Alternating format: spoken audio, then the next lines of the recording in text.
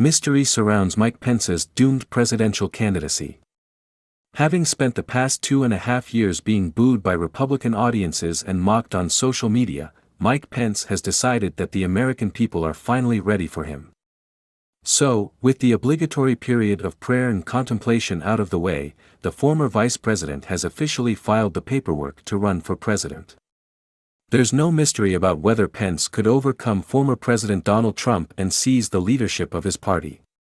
The mystery is why he thinks he has any chance at all. Pence is a photo-negative image of contemporary political attractiveness, simultaneously repelling Republicans, Democrats, and independents. In his bewildering belief that he might become president, he demonstrates the power of ambition to cloud the mind of even the most experienced politician. Even if Pence reminds you of a regional manager at a mid-size Indiana ball-bearing manufacturer, it's easy to see how he could convince himself that he ought to be president. His resume has all the traditional markers on the way to the White House: a stint in Congress, then a term as governor, then his time as vice president. On the issues, Pence has rarely if ever uttered a word of dissent from the conservative catechism, whether on taxes or the safety net or abortion.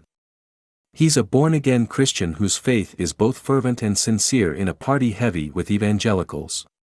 And doesn't having been vice president give his presidential bid automatic legitimacy? If Joe Biden can do it, why not Mike? That is the question every long-shot candidate asks themselves: why not me? Presidential campaigns are crazy and unpredictable. You never know what might happen.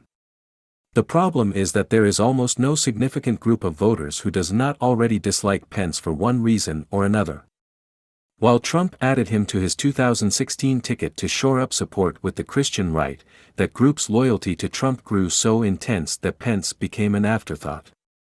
The Trump presidency showed that what evangelicals wanted was not someone who believed what they believe, but someone who would smite their enemies with maximum savagery. The most conservative Republicans, whom Pence would want to appeal to, are now more fervently pro-Trump than ever. They are also the ones who call Pence a traitor because of the best thing he did as vice president, resisting Trump's corrupt pressure to delay the electoral count in Congress so that the former president could overturn the outcome. When January 6th is inevitably brought up, Pence will become trapped. He says, correctly, that the law gave him no authority to halt the count. But that makes it sound as though his loyalty to rules outweighed his loyalty to Trump. Which was true, at least in that moment. But Trump taught the base that rules are for suckers. The other option, to portray himself as a hero who saved democracy in the face of Trump's corruption, isn't possible either because it would define Trump as democracy's enemy.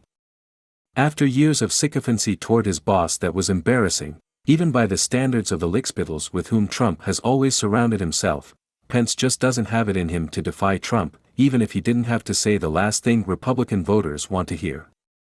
If anyone is going to beat Trump in the primaries, they'll have to make the base feel something in the same way Trump does. Something thrilling and intense. That's what they have come to expect from their leaders. The days when a plotting character such as Bob Dole or Mitt Romney could get the party's nomination are long gone. In a general election, Pence would offer voters the worst of all possible worlds: an uncharismatic candidate advocating the GOP's unpopular policies.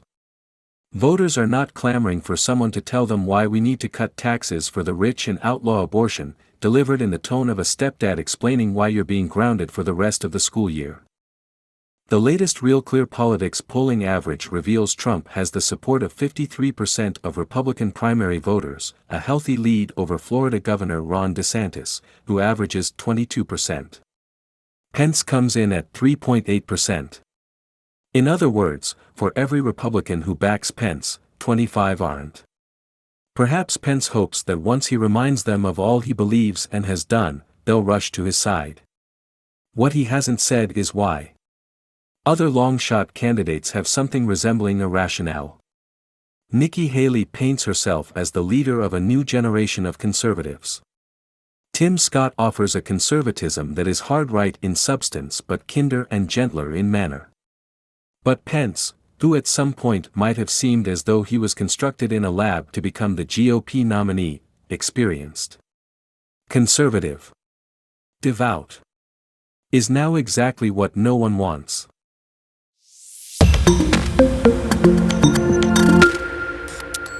Mystery surrounds Mike Pence's doomed presidential candidacy. Having spent the past 2.5 years being booed by Republican audiences and mocked on social media, Mike Pence has decided that the American people are finally ready for him. So, with the obligatory period of prayer and contemplation out of the way, the former vice president has officially filed the paperwork to run for president. There's no mystery about whether Pence could overcome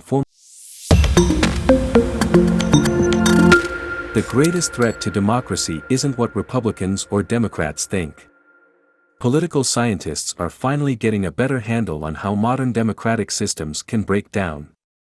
But the best research doesn't support the self-serving account the Western establishment has been offering since the Brexit and Donald Trump shocks of 2016. Populations can't be divided into camps of voters who favor democracy and voters who favor autocracy, as convenient and clarifying as that would be. Liberal democracy is a system of government that can work when there is a certain degree of trust between political factions. When that trust erodes, some non-democratic form of government is the default alternative, even if the overwhelming majority of citizens would prefer democracy in the abstract. A high-quality study published recently in the journal Nature Human Behavior helps illustrate this paradox. The authors, academics from the University of California at Berkeley and MIT, presented Republicans and Democrats with 7 scenarios to measure their commitment to democratic norms. The scenarios included banning rallies, ignoring controversial court rulings, and freezing the social media accounts of journalists to favor their party. Republican respondents said they were willing to subvert democratic norms in an average of 1.2 scenarios out of 7. For Democrats, that figure was 1.5. But when partisans were asked how the other party would behave in each scenario, they gave much higher figures. Republicans thought most Democrats would subvert democracy in 5.0 of 7 scenarios, while Democrats thought Republicans would do the same, on average, in 5.2 scenarios. The authors identify a strong linear relationship between perceptions of the other side's willingness to subvert democracy and partisans' own willingness to do so. In other words, Republicans might countenance authoritarian behavior because they expect such behavior from Democrats, and vice versa.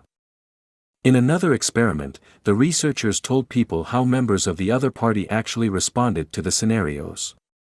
That is, they showed Democrats and Republicans that self-reported intentions to subvert democracy by members of the opposing party were relatively low. That informational intervention reduced Democrats and Republicans' own self-reported willingness to subvert democratic norms by 29%. The average number of scenarios in which respondents said they would never subvert democratic norms rose to 4.7 out of 7 from 3.5. For the authors, this is cause for optimism.